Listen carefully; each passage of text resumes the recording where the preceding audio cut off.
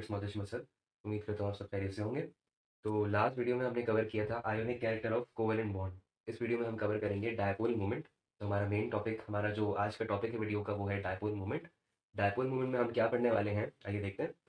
लिखा हुआ है कि डिफरेंट इलेक्ट्रोनेगेटिविटीज से एक बात का हमें पता चल गया कि दो डिफरेंट दो डिफरेंट एटम्स के दरमियान की हम बात करेंगे, यानी कि हेट्रो डाई एटॉमिक मॉलिक्यूल के बारे में बात करेंगे। होमो डाई एटॉमिक मॉलिक्यूल के बारे में नहीं बात करेंगे, क्योंकि उन्हीं का जो इलेक्ट्रोनेगेटिविटी डिफरेंस आ सकता है। ठीक है, 2.1 3.0 ये इनकी इलेक्ट्रोनेगेटिविटीज हैं और इनका डिफरेंस क्या आएगा, 0.9 आएगा। ठीक है, आगे लिखा है partial positive and partial negative charge create on the two ends. होता क्या है कि अगर हम किसी मॉलिक्यूल की एग्जांपल लें, यानी यहाँ पे हमने इसी की ली हुई है, तो ज्यादा इलेक्ट्रोनेगेटिव एटम कौन सा है, क्लोरीन है। तो क्लोरीन के ऊपर क्या चार्ज आ जाएगा, पार्शियल नेगेटिव का चार्ज आ जाएगा। और हाइड्रोजन जो कि कम इलेक्ट्रोनेगेटिव एटम है, तो उसके ऊपर पार्शियल पॉजिटिव का चार्ज आ जाएगा। ठीक है, पार्शियल पॉजिटिव का चार्ज आ गया, partial positive and partial negative charge on the two ends. ठीक है, उसके बाद नेक्स्ट पॉइंट है कि net magnitude of positive and negative charge in a diatomic molecule is equal. इनका जो नेट मैग्नीट्यूड होगा, जाहिर है कि इनका चार्ज अगर न्यूट्रल होगा तभी ये न्यूट्रल मॉलिक्यूल कंसीडर किए जाएंगे, वरना ये आयंस कंसीडर किए जाएंगे। ठीक है, वरना ये न्यूट्रल मॉलिक्यूल कंसीडर नहीं किए जाएंगे, क्योंकि इनके पास इनकी वैलेंसीज वगैरह सब फुलफिल हो रही हैं, ऑक्टेट और डुप्लेट कंप्लीट हो रहे हैं। तो इनका नेट मैग्नीट्यूड पॉजिटिव चार्ज का और नेगेटिव चार्ज का क्या है, इक्वल है। Molecule is electrically neutral and said to be dipole. इसको क्या कहेंगे हम, डायपोल कहेंगे। यानी कि अब हमें पता चला है कि डायपोल किसे कहते हैं, जिनका net magnitude of positive and negative charge जो है डाई एटॉमिक मॉलिक्यूल में वो इक्वल हो। ठीक है, फिर हम आगे देखते हैं, हम बात करते हैं डायपोल मूवमेंट की। तो डायपोल मूवमेंट हम निकालते क्यों हैं, why we measure the dipole movement, to find out the degree of polarity of polar bond. हम डिग्री ऑफ पोलैरिटी, पोलैरिटी मतलब कितना पोलर है वो, यानी कि डिफरेंस इन इलेक्ट्रोनेगेटिविटी या आयोनिक कैरेक्टर कितना ज्यादा है, हम डायपोल मूवमेंट की मदद से निकालना चाहिए। किसी पोलर बॉन्ड है, कोई भी पोलर बॉन्ड है, उसकी डिग्री ऑफ पोलैरिटी या आयोनिक कैरेक्टर कितना है, वो मेजर करने के लिए हम डायपोल मूवमेंट का इस्तेमाल करते हैं। डायपोल मूवमेंट की डेफिनेशन क्या है, डेफिनेशन है द प्रोडक्ट मतलब मल्टीप्लाई कर रहा है। ठीक है, the product of magnitude of charge and the distance between the positive and negative centres. इसका क्या मतलब हुआ, इसका मतलब ये हुआ कि ये प्रोडक्ट है चार्ज का, सही है, नेट मैग्नीट्यूड चार्ज जो है दोनों एटम्स का, वो चार्ज। ठीक है, उसके अलावा डिस्टेंस जो है, डिस्टेंस कौन सा, distance between the positive and negative centres, यानी कि न्यूक्लियाई के दरमियान का जो चार्ज है, सॉरी डिस्टेंस है, सही है। पॉजिटिव और नेगेटिव सेंटर्स जो है, यानी कि न्यूक्लियस और इलेक्ट्रॉन्स की तरफ का जो डिस्टेंस है, वो क्या कहला रहा है दोनों एटम्स का, वो कहला रहा है distance between the positive and negative centres. और चार्ज के साथ जब प्रोडक्ट हमने लिया तो उसका मतलब क्या आ गया, हमारे पास डेफिनेशन आ गई डायपोल मूवमेंट की।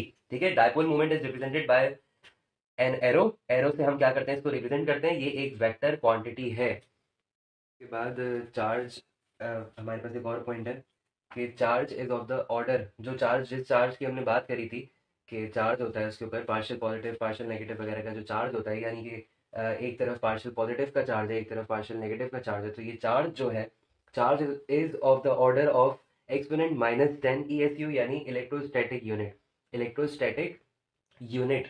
And the distance between the positive and negative centre, distance between the positive and negative, सही है, इनके जो सेंटर्स हैं, इनके इसके इस सेंटर से लेके इसके इस सेंटर तक का जो डिस्टेंस है वो डी कहलाता है। ठीक है, is in the range of D, क्या है, डी जो है वो रेंज में होगा एक्सपोनेंट -8 सेंटीमीटर। और इलेक्ट्रोस्टैटिक यूनिट जो कि हमने बताया किसका, चार्ज का, वो होगा एक्सपोनेंट -10 का। ठीक है, आगे हम बात करते हैं कि इसका फॉर्मूला होता है mu equals to Q dot D, यानी कि चार्ज मल्टीप्लाई कर रहा है डिस्टेंस से, और चार्ज की वैल्यू जो है वो है exponent -10 electrostatic unit multiply by exponent -8 centimetre, सही है, exponent -18 ESU electrostatic unit dot centimetre जो है, ये पूरी किसकी, डायपोल मूवमेंट की, डायपोल मूवमेंट का फॉर्मूला है। और इसका जो, इसकी जो वैल्यू आती है इतनी आती है। ठीक है, ये कहलाता है, ये जो एक्सपोनेंट -18 ESU डॉट सेंटीमीटर है, ये बेसिकली कहलाता है 1 d/1 सही है? यानी 1 d equals to exponent -18 ESU dot cm, यानी कि इलेक्ट्रोस्टैटिक यूनिट डॉट सेंटीमीटर।